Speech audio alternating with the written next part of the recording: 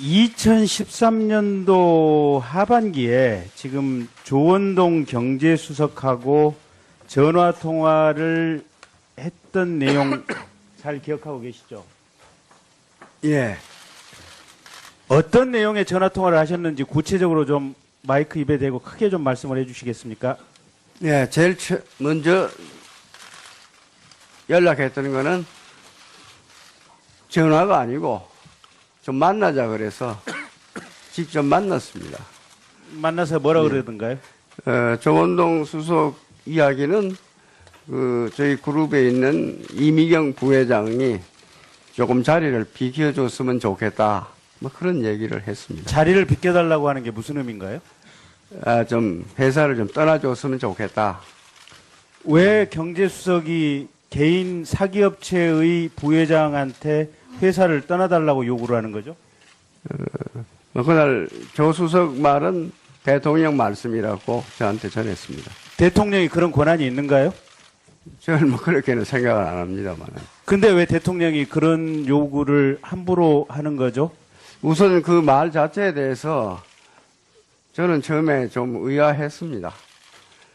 그래서 이제 제가 생각해도 의아할 텐데 뭐 때문에 그러냐라고 네. 당연히 반문을 하셨을 거 아니에요. 이건 답을 듣지를 못했습니다.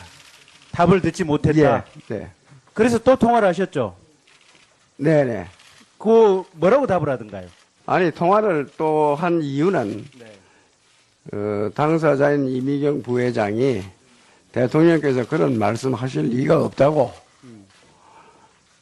그래서, 그러면 자기가 조수석 얘기를 자기도 좀 들어봤으면 좋겠다. 막 그렇게 해서, 제가 전화를 걸었던 것입니다. 그러면 CJ 어쨌든 이미경 부회장은 퇴임을 했죠. 그 이후에. 퇴임하진 않고, 7월 초순이, 7월 중이었는데, 그런 일이.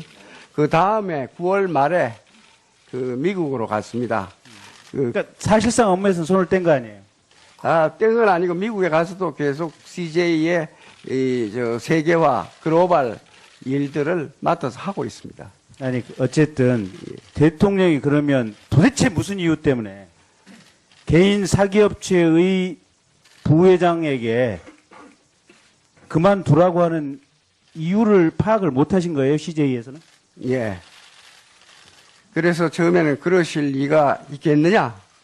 그렇게 생각을 했습니다. 아니, 그러면 네. 대한민국에서 CJ가 TVN도 운영을 하고 있고 정말로 큰 기업인데 이 큰 기업이 대통령이 도대체 뭐 때문에 그런 요구를 하는지 내부적으로 짐작하거나 분석하는 바는 없으십니까?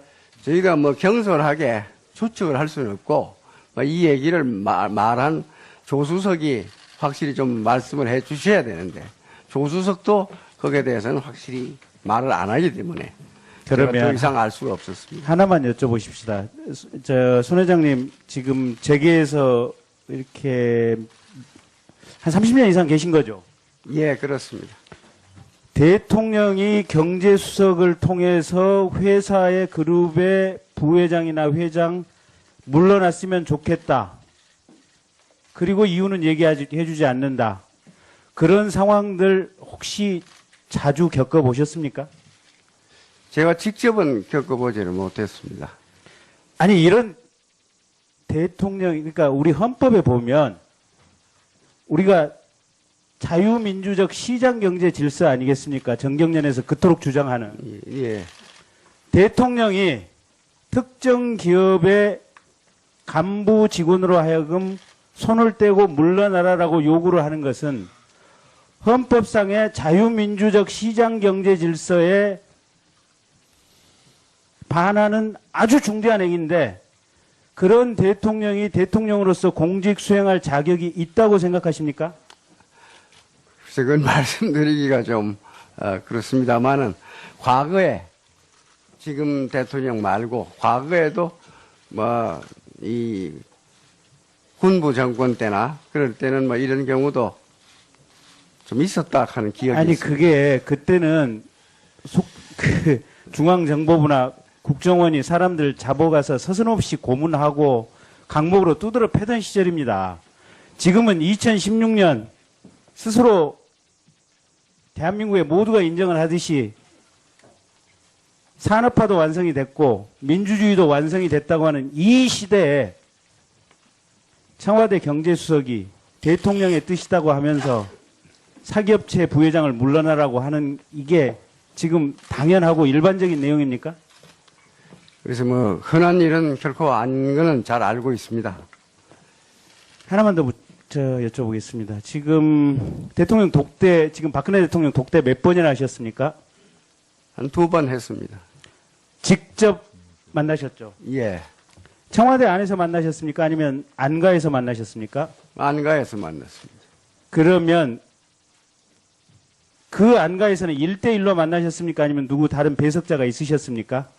뭐 1대1로 만날 때도 있고 또 배석자가 있을 때도 있었습니다. 그러면 한 번은 1대1이고 한 번은 배석자가 있었습니까?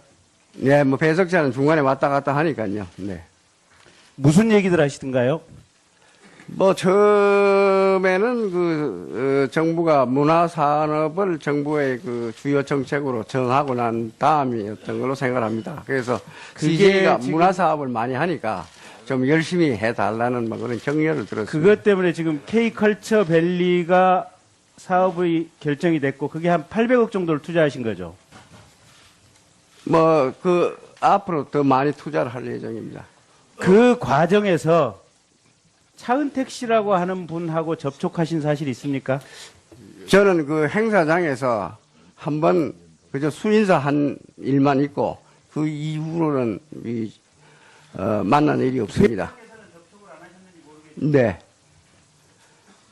사업이 진행하는 과정에서 직원들이라든지 이런 분들이 차은택 씨 접촉했다는 보고는 못 받으셨습니까? 듣고 있습니다. 차은택 씨가 뭐라고 그러는가요? 차은택 씨가 어떤 요구와 어떤 언동을 했다고 보고를 받으셨습니까? 저희 회사 창조 혁신센터라고 문화 융성하는 조직이 있습니다. 거기에 책임을 좀 자기가 맡았으면 좋겠다 그런 말을 하더라고 들었습니다. 그래서 우리 직원이 그건 불가능하다고 거절했다고 그렇게 들었습니다.